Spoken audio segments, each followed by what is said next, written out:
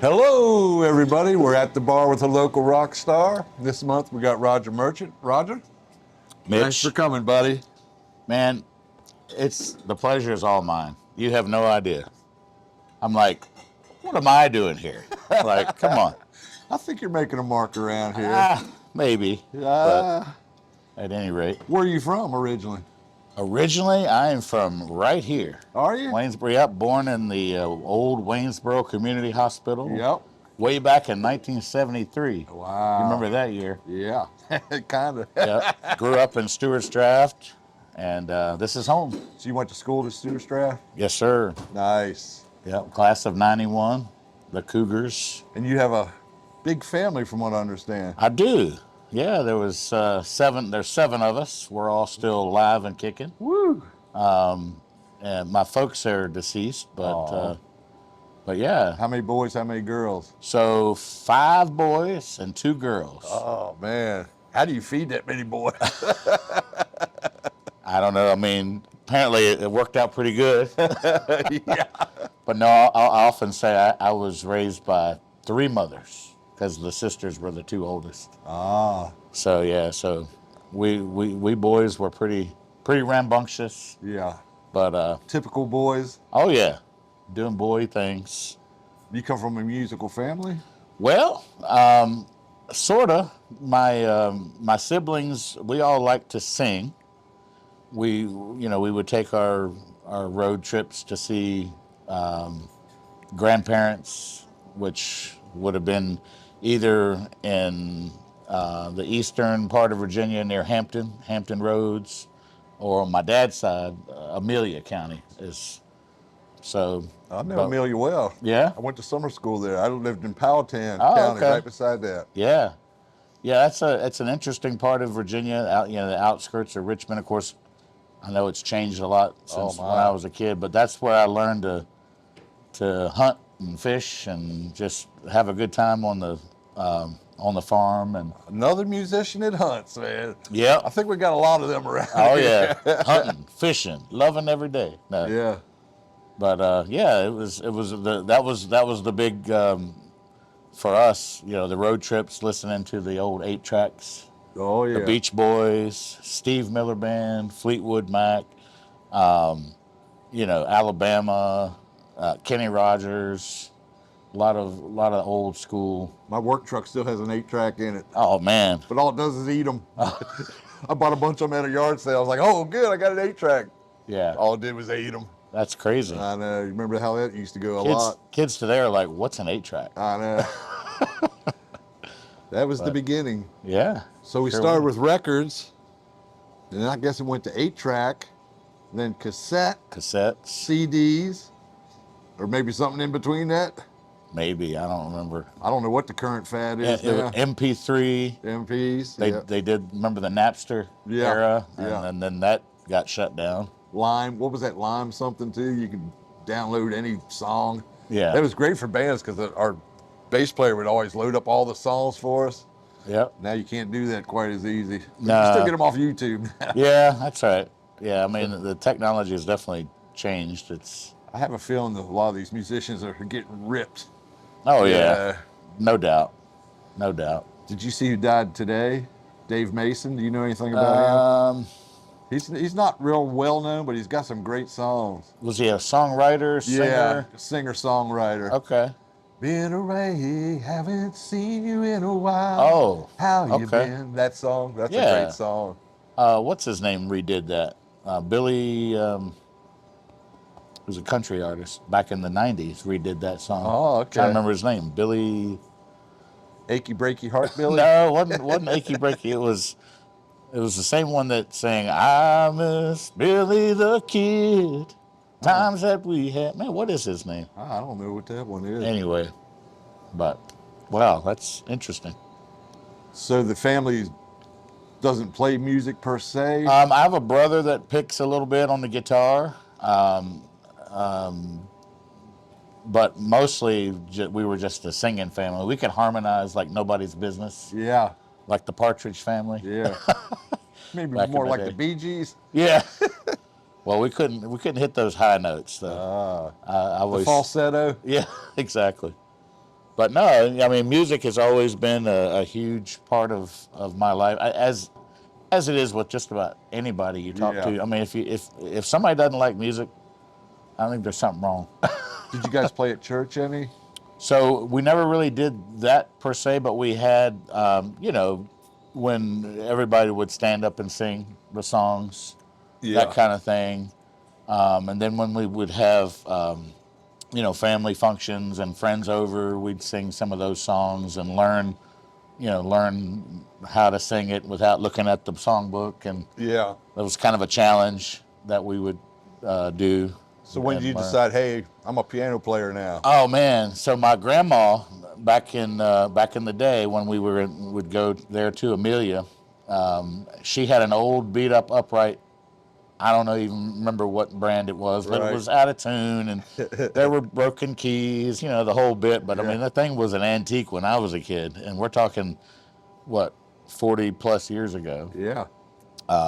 So, but we would all get in there and just sort of bang around and just make noise. And I remember my grandma and my mom and dad, they'd be in the other room trying to talk, and they'd hear all this racket coming from the dining room where she had it in there, and they'd say, y'all stop banging on that. It sounds like two cows dying in a snowstorm or something like that.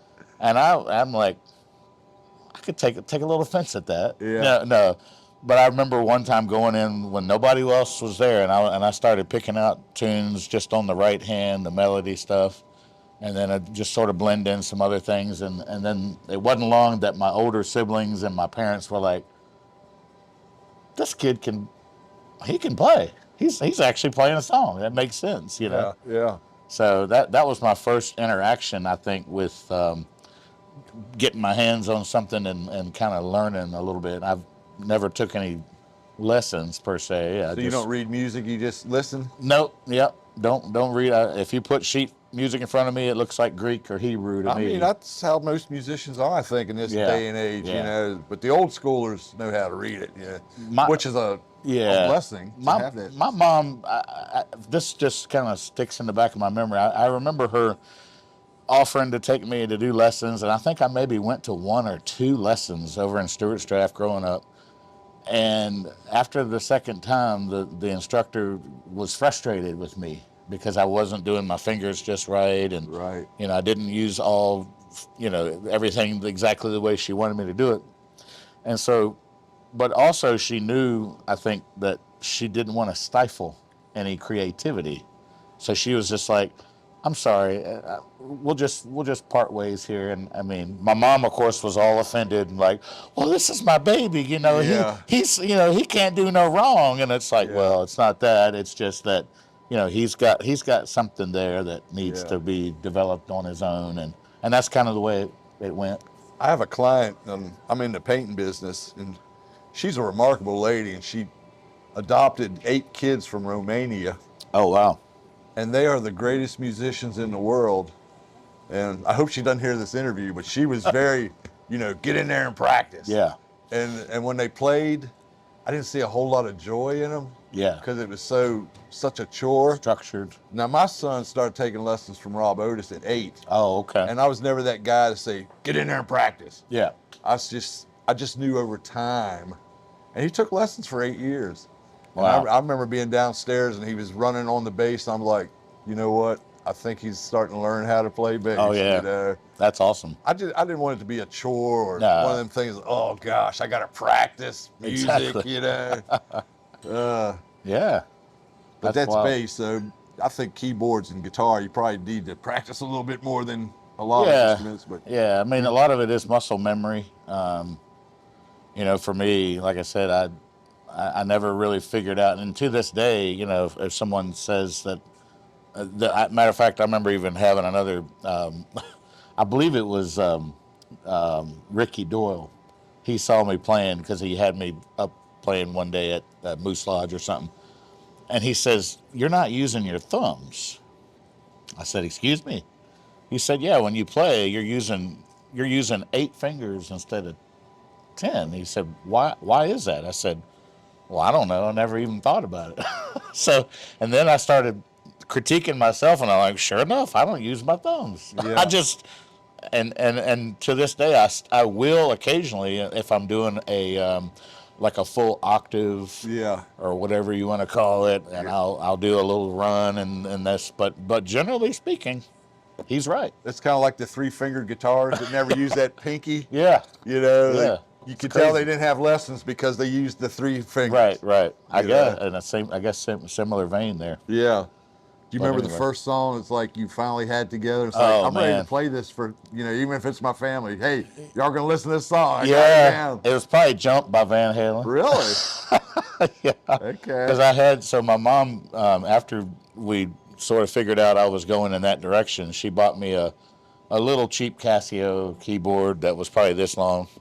Yeah. And I remember those. Yeah, it had like the piano, the strings, the horns, Yeah. the synth, synthesizer. So the synthesizer was cool because you could do, what was as close to, that Van Halen Yeah. synthesizer that you're going to get for a, $50 keyboard or whatever it was. Yeah. And so I started playing that, and they were like, "Oh wow!" And then it was like, dun dun dun dun dun dun dun, dun. Shoot, what is that one called? That from the 80s movie. I know what you're talking about. I can't tell you. Beverly Hills Cop. Oh, okay. Yeah. So I was dabbling around with that stuff, and they were like, "Wow, that sounds pretty." Did you ever see the keyboards that actually light up the keys you're supposed to play? Yep. That'd probably be a good learning tool. It definitely. I could see where that would be helpful. Yeah. Of course, somebody like me who improvises so much, it's like, well, I don't want to go there. I want to go here, So that can be a little bit of a chore to fight that, but whatever. What was your first gig? Oh man, How old first were gig. you? So in the church, we had a group of folks who played outside of that sort of situation. We called ourselves the Paradise Band, and if you know anything about my background, you probably know why it's called that. But there Jehovah's was Witness. Mm-hmm. Yeah. So there was we had a lead guitarist by the name of Charlie Fuquay, and then we had a bass player, and we had a phenomenal female singer. The bass player and her were married. Jay Whalen was in the band. He was rhythm. And Kenny Bailey was our drummer, who was a big Affleck guy in this area. But we would rehearse at his house out in Shenandoah on Sundays. Generally, we played for our local friends for weddings, anniversary parties, graduations, things like that. We didn't really play out for paid gigs too much. Yeah. We did it mostly for fun and for family friends. So that was when I was I was probably about 15 years old when I started. Was this the Virginia church over there on the east side? Or not the Virginia, the Waynesboro chapter? Yeah, up on off Hamlet. Yeah. And 4th Street. Yeah. That was back in the day. Yeah. It's not that anymore. No. It's Islamic now. I don't know what it is now. It is. Yeah. They built another hall on Cattle Scales Road. Yeah, I back in saw that. 2001. That's a nice one. Yeah. But anyway, back in those days, my parents weren't real keen on me being part of that just because they didn't, they weren't going to obviously be there whenever I was there and rehearsing, although they knew I was in good company. Yeah. So they didn't have too much to worry about there. But we ended up doing that for a number of years. We had our first paid gig out at, I don't even know if it's there anymore, out in Fluvanna County, Shenandoah Crossings Country Club. Do you remember that? Nah. It was a highfalutin place, apparently, back in the day. In the land of the Flukos. Yep. So they paid us to come out there on the first Saturday of June, July, and August, and this probably would have been in 1989 or 1990 or something. And that was the first time I'd ever gone out into the world, and experienced like the whole like bar scene and dancing, and my parents weren't real crazy about it. As a matter of fact, it was a 21 and older crowd, and I was like 16, 17, 18 at the most, and they were concerned about that with alcohol and everything. But anyway, it was fine. Was you nervous? I was a little nervous. Of course, I was a lot of back in those days very much background.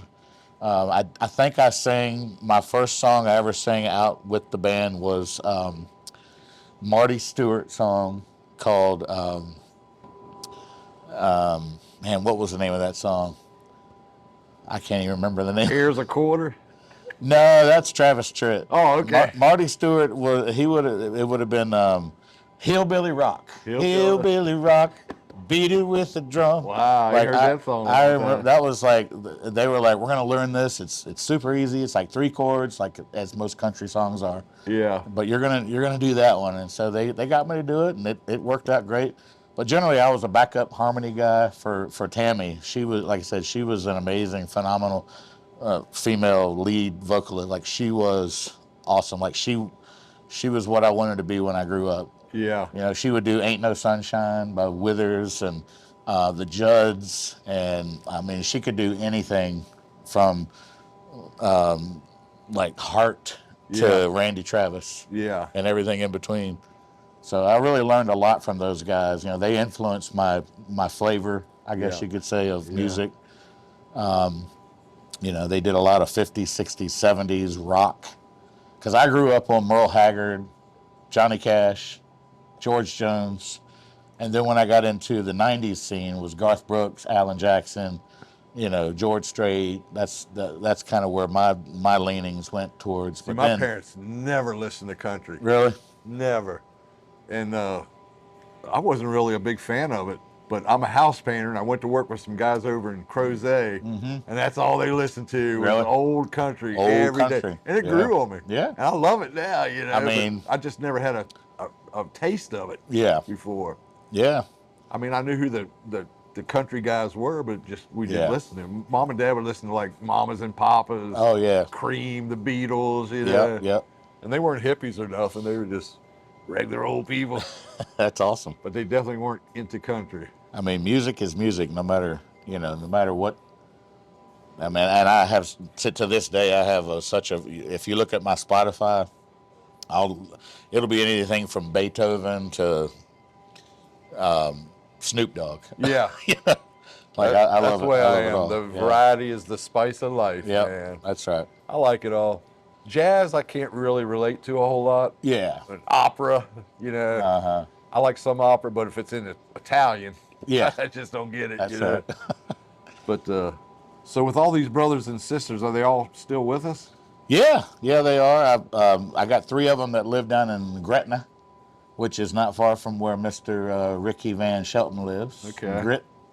Yeah. Alta Vista. Now Rocky Sacker played with him. That's what I just saw that interview today. That's what prompted me to say that, actually. Cause he had a good run with him. I absolutely loved hearing him. All the experiences that guy had with so many phenomenal musicians. A lot of the legends that are with us, you know. That's a blessing, really. Yep. What a privilege. I'm sure you might have had a close call on losing a sibling or something with that many kids, or you all get pretty lucky. I remember one time you remember where Bonanza was here in Waynesboro? Yeah. So we had the big old station wagon with the Brady Bunch wood paneling on the side, you know the thing. Right. But we're all at Bonanza having the Friday night dinner with the family, and then we had another neighboring family that we were really close to. We all went out together, but for whatever reason, the dads weren't there. I think they were working, so it was the 2 moms and all the kids piled up in this station wagon. We're talking about, I mean, we probably had 10 or 12 people in that thing. Yeah, right. And, seatbelts. One of those. Yeah. So anyway, we're doing the head, my mom and her best friend at the time doing the head count. Okay, who, George, Roger, Brent, Andy, so-and-so, Lori, Heath, counting them all off, and somehow my brother Brent got missed. So you guys wrote Home Alone, basically. Well, I just still see it because I'm sitting in the back of the, how it has the big gate that opens up, that big LTD with the, I'm sitting in the back, and I'm looking this way, and I see my brother running down the hill. You know where the road dips down as you go back in? Yeah. He's running down screaming, "Stop!" And there was the same brother, Brent, bless his heart. We were at a family reunion out in Pamplin, which is just on the other side of Appomattox. Okay. We always had our family reunions out there, and we always did traditionally a hayride. And of course, we had people come in from all over the state. That was where we always met. And Brent, the poor guy, he had such bad luck. He was on the the edge of the hay, of the, whatever you call it, the cart that has the hay. And one of my cousins pushes him off while we're going down the road. That's not a big deal because the tractor's only going so fast. But guess what he lands in? Yellow Jacket's nest. And those daggone bees lit him up. Yeah. Like, he was covered from head to toe. He looked like the Marshmallow Man walking around. He was so... And then the same kid, same guy, back in the day, back in the 80s, we had, remember yard jarts? Yeah. Yeah. So two of my older brothers are playing this yard jart thing, and he goes, "Hey Roger, come over here and lay next to right where they're throwing it. It looks like it's coming right at you." Yeah. And I'm thinking to myself, this don't sound very smart. I was pretty young at the time, but Yeah. I'm thinking something don't add up here. But I'm like, he's older than me. I'll trust him. I'll lay down. So he's laying here. I'm laying next to him, and guess where that yard jart landed? Bam! Right on his forehead. Oh. So here we go, getting some more stitches and to the ER for this kid. I don't even think we did the ER back then. It was just like, just put a little super glue on it, and you'll be all right. Yeah. But yeah, the poor guy, man, he had some bad luck, if there ever is such a thing. Well, we had a real close call. We just moved into Waynesboro. We were so new that we were still staying at the hotel up on top of the mountain because our house wasn't quite ready. They hadn't signed the contract yet. Oh, yeah. It was going to happen the next day. So my sister stayed at the hotel. Me and Mom and Dad went down to Waynesboro to get some food. We got to about where Woodworth Animal Hospital is, and here comes some drunk going about 90 miles an hour from the High Hatter. Used to be an old bar right across from Basic City. Yep. And he was coming straight at us for a head-on. Oh, jeez. There's a concrete bridge right there. If you look at that bridge, there's a chunk missing off the end of that. Yeah. He hit that just enough where he sideswiped our car instead of a head-on. Oh, man. And he kept going up the road.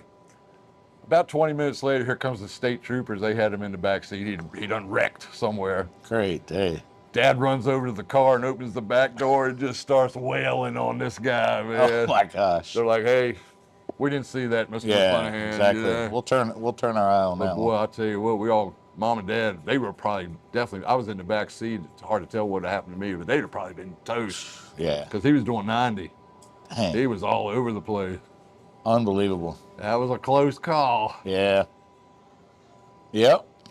A lot of crazy times growing up here in this area back in those days. Like you say, seatbelts, what were they? And like, I don't know, we didn't lock our doors. You know, Right. we left our keys in the car. Yeah. And, Yeah. you know, it was just different times. It was. But- Unfortunately, those Yeah. days are past. I know, Yeah. that's true.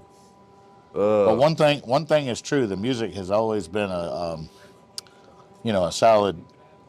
solid thing for me. I know I've been through a lot of crazy things in the last probably 10, 15 years, divorce and all that stuff. Yeah. But Any when grandkids yet? no grandkids yet. Wow. My kids are they're at that age where they probably maybe start talking about it, but I'm up to 12. You got some catching up to do. I do have a grand dog. The grand dog is Argo. He's a French bully. He's awesome. So, but when I left Virginia for a little while at the age of 19, so I kind of got away from that band I was with there, from the Paradise Band. Yeah. Then I came back eventually, but then I ended up getting married and, having kids. So you know how it is. The music thing kind of takes a back seat. Yeah. Although I never stopped playing. I always either played, mostly just at home, just so I could keep myself fresh. And Do you remember Tony Smith from your church? yeah. The sign painter? Yep. I still have 2 signs that he made for me when I first went in business in Oh yeah, 1989. yeah. Tony was awesome. He after he died, my brother ended up marrying Sherry. Really? Yeah. No Yep. way. My older brother. Yeah, they've been married since 2000. Where are they at? They're in Gretna, Okay. down south, Southern Hey, Virginia. hey, Sherry. If you're seeing it, Yeah. it's been a long time, girl. Yeah. And you know Yep. the Lackners too, my buddy Steve Lackner. Oh yeah. And I think you know his brother better. Eric. Eric. Yeah, he passed He passed away. Yeah. You know the sister passed away too. Oh. Lisa, I don't know if you ever I met don't her. know that I ever knew her. Yeah, it was sad. That's a shame. Yeah. Yeah, we never know. Man. No. So I'm glad we're able to do things like this for the memories and Right. Right. be able to rehash the good times. So last interview I had Jacob Painter, he told me a good hunting story. I know you got a good hunting story because every hunter has got a good hunting story. I don't know if I can say it on camera. Oh, we can say anything. A good hunting story, man. I'm trying to think. I know that for me down there in Southern Virginia is kind of the oasis for hunting and fishing. Yeah. Because while this area is beautiful and it's amazing, the views are awesome. We're also getting overgrown with these apartment buildings going up, right, and housing complexes. I mean, the deer are the wildlife's getting run out of here. You know, right behind B-Dubs across the street, there was a nice little bear population there. Really? They're gone now. Yeah. Because I used to walk my dogs back there, and there was bear scat all over the place. I remember seeing a video of you a while back walking the dogs back there. Yeah. Yeah, so it's like, you got to go either way up into the national forest where you never know who you're going to, interact there. Yeah. Or, know some people with private land, and that's getting harder and harder to find these days. Right. So, but down there in Southern Virginia, it's still way, way underdeveloped. Yeah. I mean, it's the way I like it. The land is cheap. There's not nearly the people. I mean, your nearest city is Danville, 30 minutes south, or Lynchburg north. So they have a lot of undeveloped farmland, and so I probably ever since they've been living down there, which has been probably 20 plus years, we've been able to get in. Well, I say they have been able to get in with a lot of landowners, and they all do independent contracting. They're either doing carpentry, cabinet making, painting, contractors of some sort. So they know a lot of contacts. Right. So they're able to get in, to some places down there that's kind of untouched. Yeah. So I just, and then I have my current musician buddy that I play with more regularly, Josh Beatles. He also lives down in the south side of Virginia, but he's in south of Farmville, a little town called Keysville. Mm-hmm. So same thing down there, just super, underdeveloped. I mean, maybe I shouldn't. That's probably the wrong term to use, but not like it is here, where you're. Now, how many versions of Roger Merchant are there? I know you got the solo act, and then you got the Dirt Road Brothers. Yep. And what else? That's the biggest thing. Now I have dabbled with other musicians. I don't know if you know Gary Dillon. Yeah, another keyboard player, lives over in Crozet. He's phenomenal keyboard player. I want to be him when I grow up on the keyboard. Yeah, that guy is awesome. Do you know Harry? Starts with a V. His last name. I don't. I know who you're talking about, but I don't think I've ever met him. He's real high tech on the synth and everything. You know? So, but mostly, right now it's Josh and I, Dirt Road Brothers. We've got a lot of gigs lined up between now and the end of the year. Yeah. But I am, like I said, I'm venturing and looking at other musical projects. I like when I hear you. You're very charismatic, and you really relate to the crowd, and you say funny things. And I was in classes that had to spend extra time for me just because I was I just felt so backward, being 6 out of 7 children. Right. I didn't know who I was. I had no real identity. But then music just sort of brought that out. Yeah. Brought out different. I started when I was 8, so almost feel more at home on stage than I do in the real world anymore, you know? Yeah, I'd rather be playing a song for you right now than doing anything in front of this camera talking. Yeah, yeah. But, you know, there's things that I've learned over the course of many years doing this and other venues and things. How many songs do you play?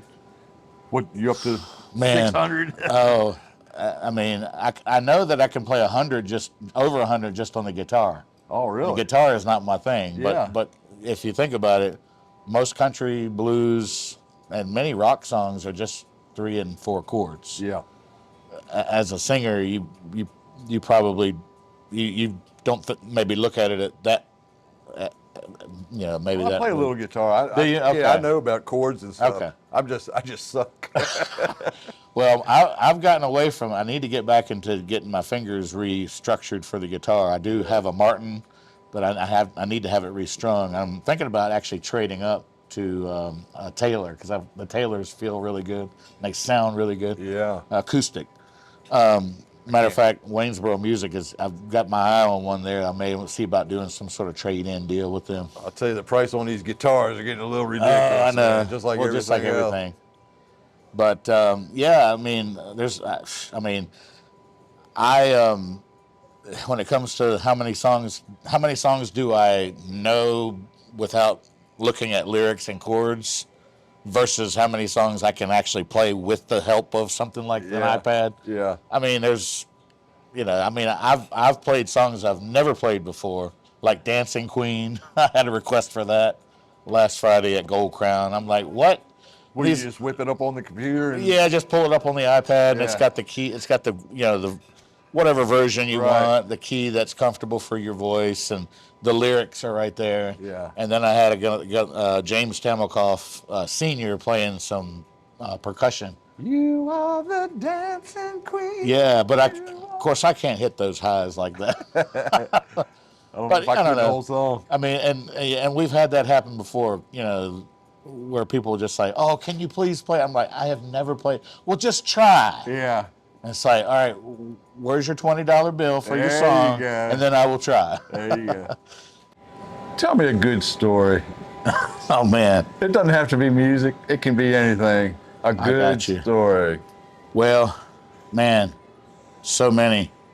But I think I will stick to the music theme because it's probably one of the higher lights of of my musical ventures. In just few years ago, I had moved out of Virginia again and headed up north to Foxborough, Massachusetts. I had fallen in love, and so I decided to make the move, transferred with my day job with Costco, and was able to get that with no problem. But my girlfriend at the time worked for Live Nation.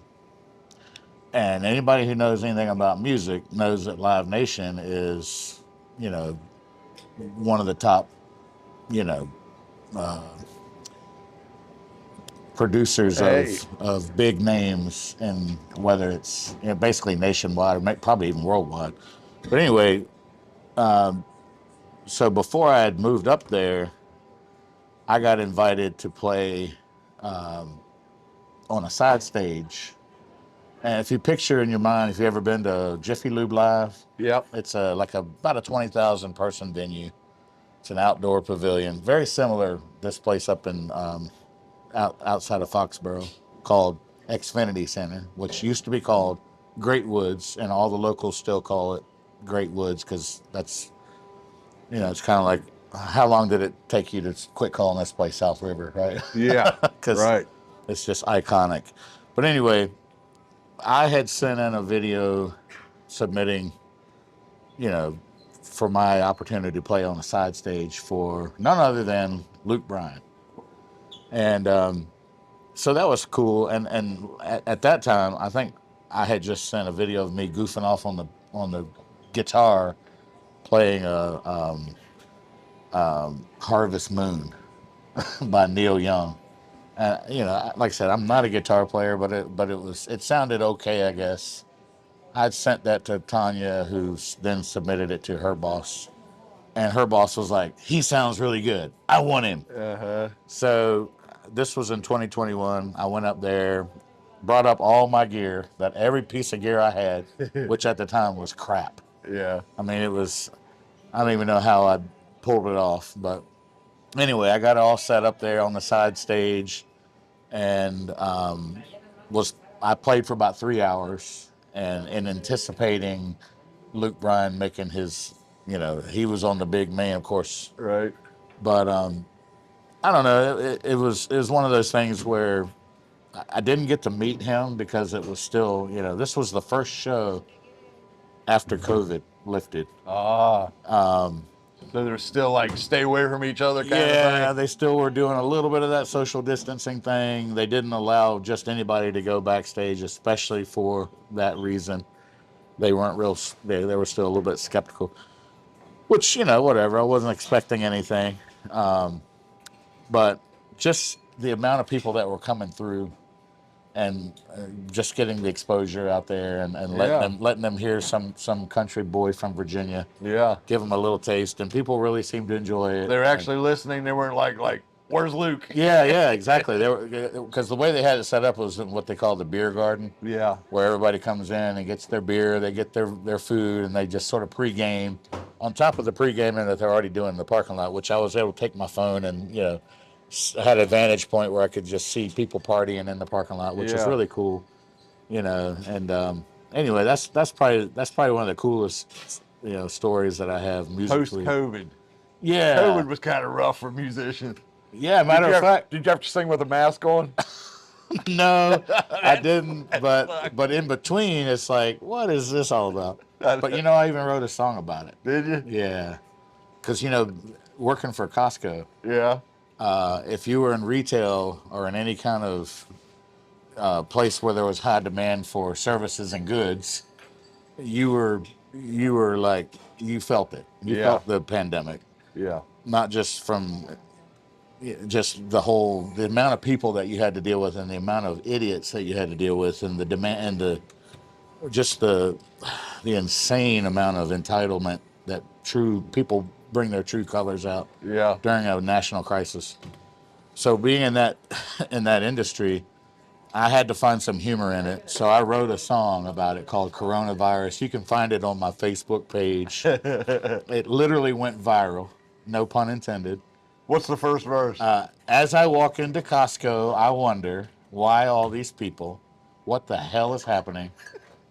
And I used the music from that. Remember that song, Runaway? Yeah. I used that, and I might get sued one day over that, but I'm not making any money off of it, so maybe not.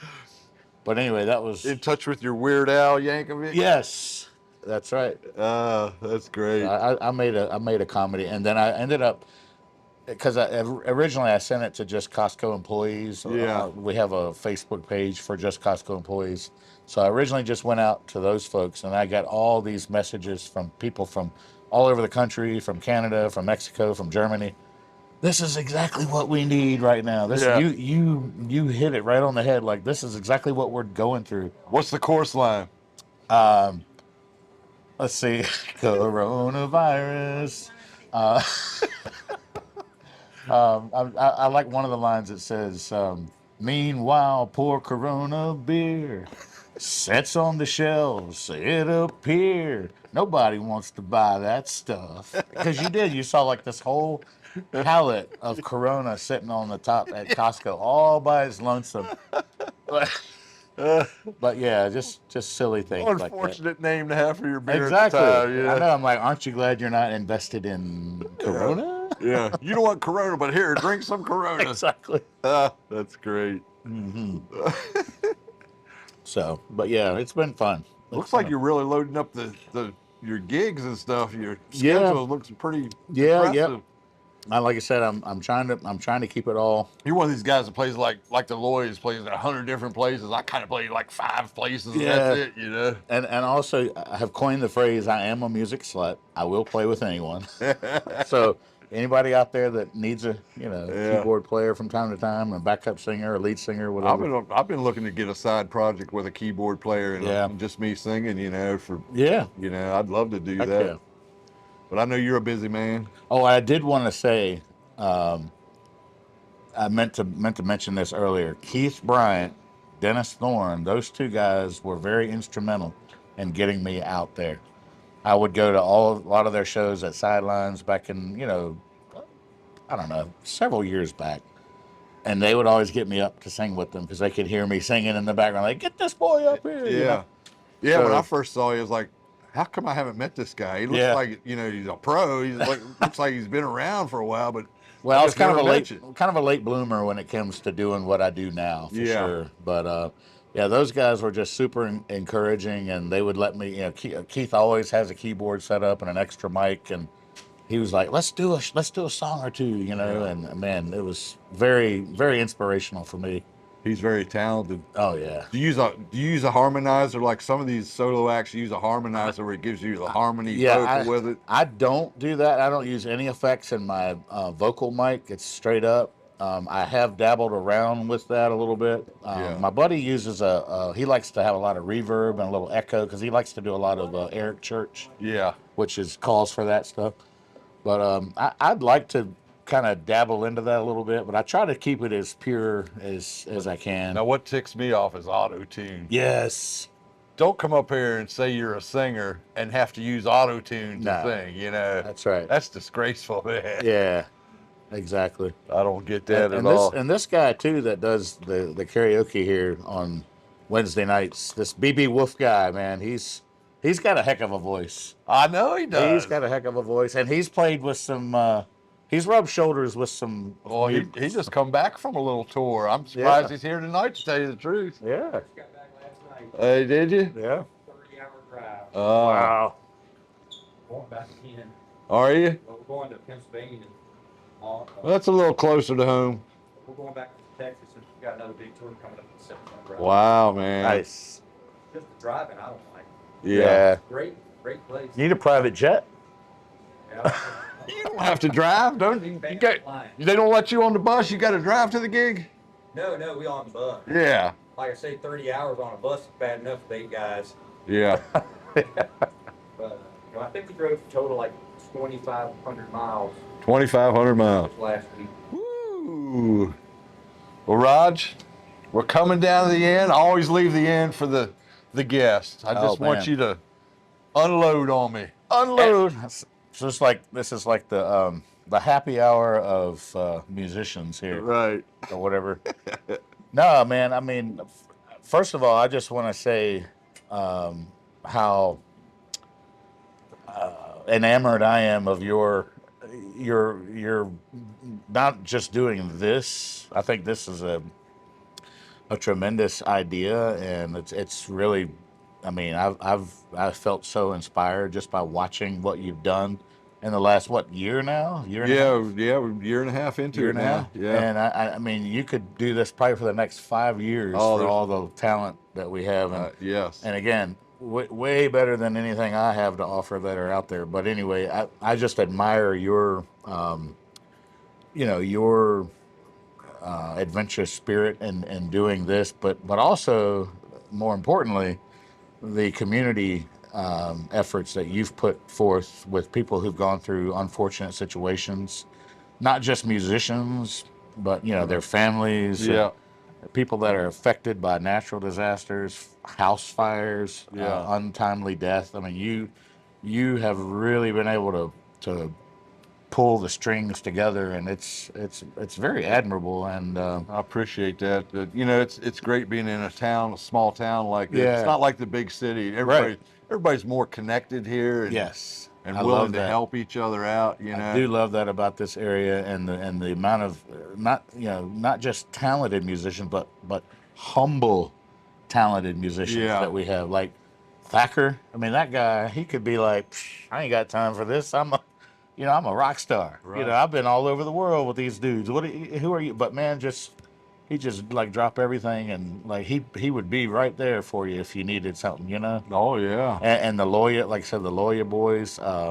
knowing what they went through and what you were able to do for them. I I think. just finished painting a little. They got a little recording studio now. Oh, they nice. put on their property. Awesome. Yeah, and he's gonna have some. They're talking about having that.